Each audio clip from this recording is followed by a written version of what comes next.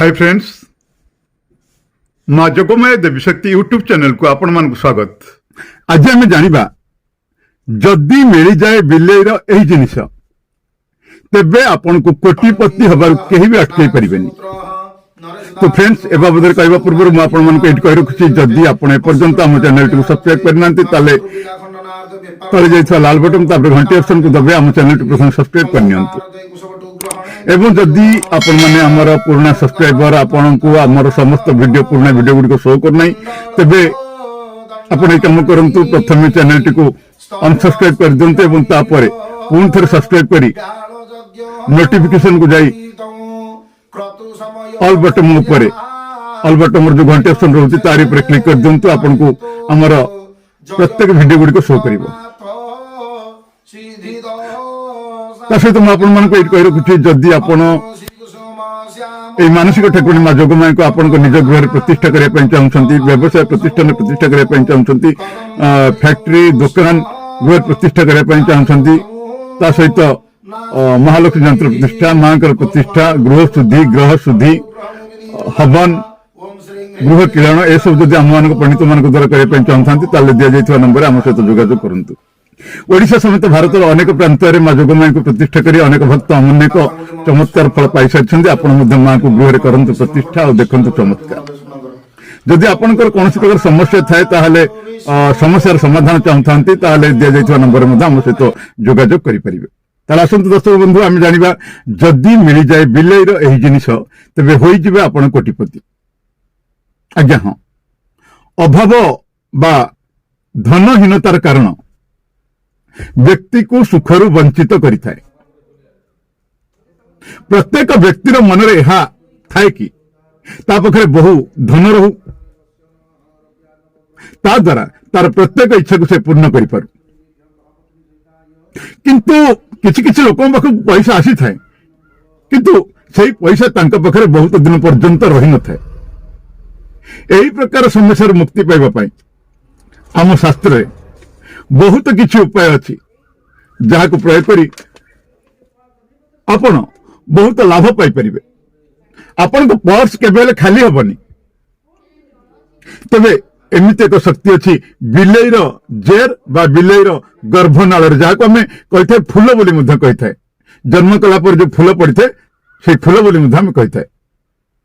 जहा को विधिवत पूजा करी निज घरर ट्रेजरी दुकान किंबा गलारे बांधिबा द्वारा धनर अभाव आपणकर केबे भी रही न थाए। बिलेईर गर्भनाल बा जो फूल एक प्रकार पूजा पाठर वस्तु जहां बिलेई ठाରୁ प्राप्त होता है।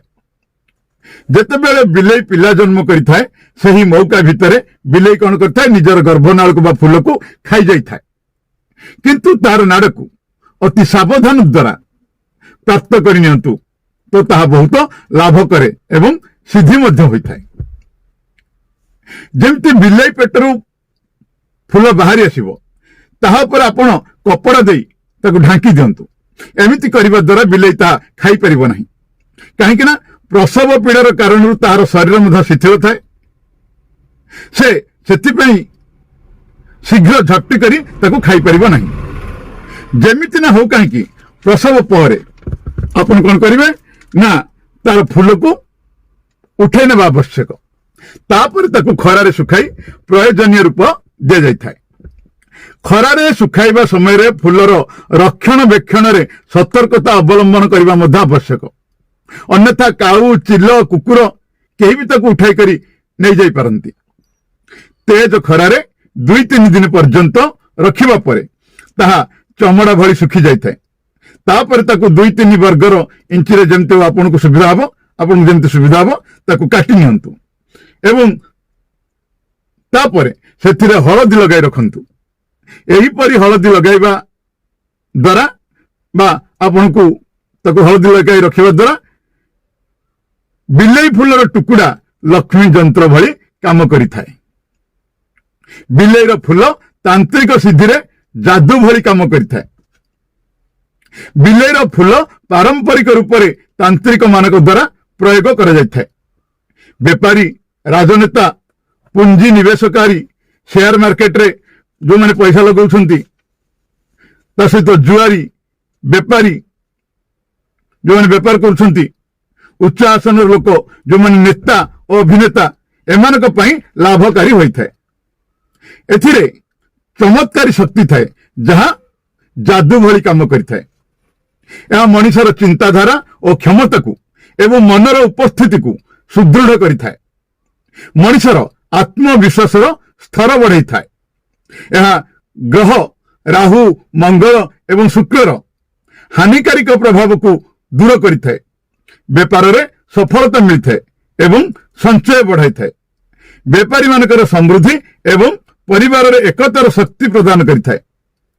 यह टंका बाक्स कार्यालय दुकान घर एवं कारखाना रे सिंदूर साथी लाल कपड़े बांधी आपण ताको रखंतु। एमती रखिबा आवश्यक। तो फ्रेंड्स या पर मु आपण मानु कहबी बिल्लई फूलर पूजा विधि को केमती पूजा विधि करके आपण रखिबे तारि बाबद आपण को मु कहबी। तो आज तो आपण जानिले जदी मिल जाय बिल्लई रो जिनिस तबे आपण हे जिवे कोटिपति।